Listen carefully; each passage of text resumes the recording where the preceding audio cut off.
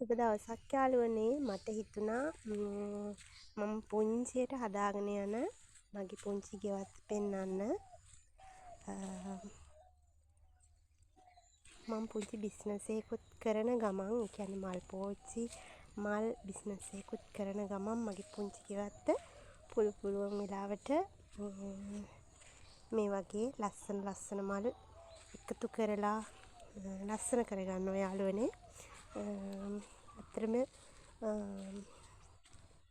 ගෙදරක් ලොකු වුණත් පොඩි වුණත් ඒක ලස්සන වෙන්නේ ඒ ගෙදර හිටවන මල්, එළවලු, ඒ වගේ දේවල් වලින්. ඇත්තටම මේ බලන්නකෝ, හරිම ලස්සනයි නේද? අපේ ගෙදර නම් පුංචි යාළුවනේ. ඒ වුණාට මම මල් විතරක් නෙමෙයි, මම එදිනෙදා අපිට මේ කන්න කෑමට ගන්න මේ මාළු මිරිස් ගස් දෙක තුනක්, බට්ටු. මේ බලන්නකෝ, එයාලගෙන් දැන් මං ඉඳලා හිටලා බට්ටු කඩලා ගන්නවා. මෙන්න මේ බලන්නකෝ. එතකොට මේ කරල් කරවිල මල් හිටවන ගමන් මල් පෝච්චි බිස්නස්, ඒ කියන්නේ ලණුවනින් මල් පෝච්චි නිර්මාණය කරලා බිස්නස් එකක් කරන ගමන්ම තමයි යාළුවනේ මම මේ මල් පැල හිටවලා මේ ගෙවත්ත මේ විදිහට තියාගෙන ඉන්නේ. ඇත්තට මොන ආර්ථික ප්‍රශ්න තිබුණත්, මොන ප්‍රශ්න තිබුණත් අපිට මේ මල් ගහක් මලක් පිපිලා තියෙනවා දකින්නකොට ඇත්තට මේ හැම දෙයක්ම අමතක වෙලා යනවා. බලන්නකො, හරිම ලස්සනයි යාලා. මෙන්න බලන්න. ඇත්තටම ඔන්න මේ බලන්න. මේ දිය රෝස මේ දවස්වල වැස්ස වැඩි නිසා එයාලගේ මල් නැහැ. බිගෝනියා වර්ග මේ බලන්නකෝ. මෙයාලා මෙන්න මම මෙහි ඉඳලා බලනකොට මට පොන්චි ඉඩක් තියෙන්නේ. එනකොට මම ඒකේ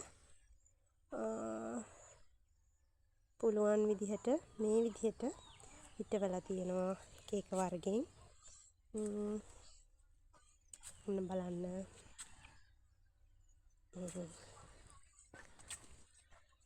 මම පෙන්නන්නම් යාළුවනේ මම අලුතින් කරපු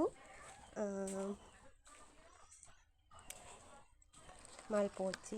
මේ තියෙන්නේ මම කරන බිස්නස් එක. මේක ලොකුවට නෑ. ඉතින් කෙනෙක් දෙන්නෙක් එහෙම ඉඳලා හිටලා එහෙම ගන්නවා.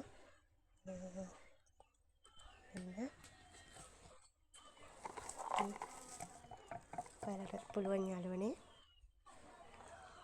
අපිට නෑ, අපිට බෑ කියලා ඉන්නේ නැතුව උත්සාහ කරන්න. සීතේ දිනන්න උත්සාහ කරන්න පුළුවන්.